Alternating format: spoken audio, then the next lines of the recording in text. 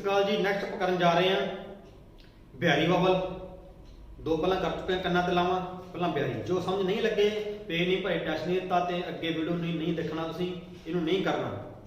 ਇਹ ਡਿਫਿਕਲਟ ਆ, ਪਹਿਲਾਂ ਵਾਲੇ ਨਾਲੋਂ ਥੋੜਾ ਈਜ਼ੀ ਸੀਗਾ, ਇਹ ਥੋੜਾ ਡਿਫਿਕਲਟ ਹੈ ਤੇ ਜ਼ਿਆਦਾ ਥੋੜਾ ਦਿਮਾਗ ਲਾਉਣ ਦੀ ਲੋੜ ਪੈਣੀ ਹੈ, ਸਮਝਣ ਦੀ ਲੋੜ ਪੈਣੀ, ਮਿਹਨਤ ਜ਼ਿਆਦਾ ਕਰਨੀ ਪੈਣੀ ਹੈ। ਦੇਖਦੇ ਕਿਵੇਂ। ਬਿਹਾਰੀ ਆ, ਥਰਡ ਪਲੇਸ ਦਾ ਵਾਵਲ ਆ, ਗੂੜੀ ਬਿੰਦੀ। ਇਹ ਵੀ ਗੂੜੀ ਬਿੰਦੀ ਆ। ਅੱਖਰ ਲਾਈਨ ਕੱਟ ਕੇ ਭਾਵੇਂ ਜਿੱਥੇ ਖਤਮ ਉੱਥੇ ਵਾਵਲ ਆ ਰਹੇ ਆ।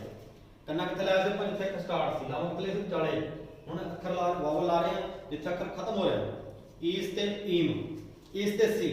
ਹੁਣ ਉਦੋਂ ਕਿਹਾ ਗਿਆ ਜਿਹੜੇ ਅੱਖਰ ਕੱਕਾ, ਖੱਖਾ, ਗੱਗਾ, ਘੱਗਾ, ਨੰਨਾ, ਨਾਣਾ, ਅੰਗ, ਮੰਮਾ, ਜਿਹੜੇ ਲੇਟਵੇਂ ਅੱਖਰ ਆ, ਇਹਨਾਂ ਅੱਖਰਾਂ ਨਾਲ ਜੇ ਵਾਵਲ ਕੋਈ ਆ ਗਿਆ ਤਾਂ ਅੱਖਰ ਲਾਈਨ ਤੇ ਪੈਣਾ। ਈਮ ਤੇ ਮੀ। ਈਮ ਮੰਮਾ ਤੋਂ ਪਹਿਲਾਂ ਆਵਾਜ਼ ਆ ਰਹੀ, ਉੱਪਰ ਲੱਗ ਗਿਆ। ਮੀ ਮੰਮੀ ਤੋਂ ਬਾਅਦ ਆਵਾਜ਼ ਆ ਰਹੀ ਆ। ਈਮ ਤੇ ਮੀ। ਤੀਲ, ਤੀਲ, ਮੀਲ। ਅੱਖਰ ਲਾਈਨ ਕੱਟ ਕੇ ਪਾ ਰਹੇ, ਜਿੱਥੇ ਖਤਮ ਹੋ ਰਿਹਾ ਉੱਥੇ ਵਾਵਲ ਲਾ ਰਹੇ ਆ। ਹੁਣ ਧਿਆਨ ਦੇਣ ਵਾਲੀ ਗੱਲ ਹੈਗੀ ਇਹ ਚ ਵਰਡ ਹੈਗਾ ਟੀਲ। ਟੈਂਕੇ ਪਿਆਰੀ ਗੱਲ ਆ, ਟੀਲ।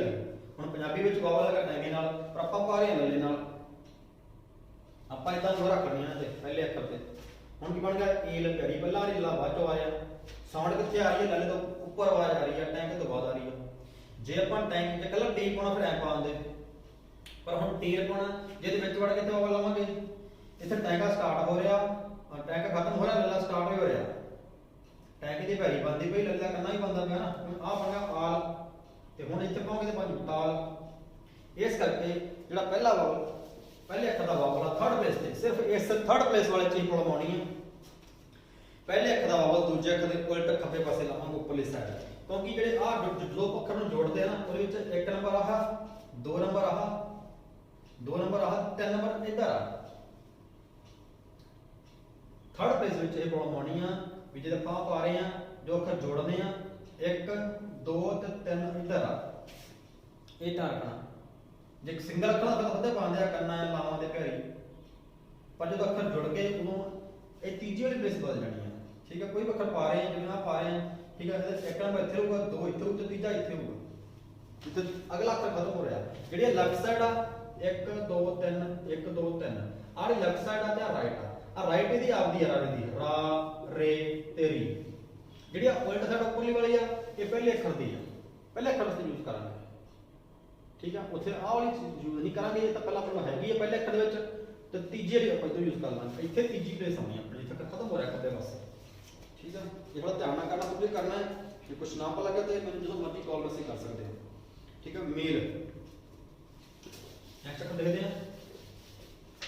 ਜਿੱਥੇ ਕੁਛ ਰਹਿੰਦਾ ਹੋਇਆ ਵੀਡੀਓ ਨੂੰ ਪੌਜ਼ ਕਰ ਲੈਣਾ ਹੈਗਾ, ਜਾਂ ਤਾਂ ਸਕਰੀਨਸ਼ਾਟ ਲੈ ਲੈਣਾ ਹੈਗਾ, ਫਿਰ ਅੱਗੇ ਵਧਾਂਗੇ। ਨੈਕਸਟ ਮੀਲ,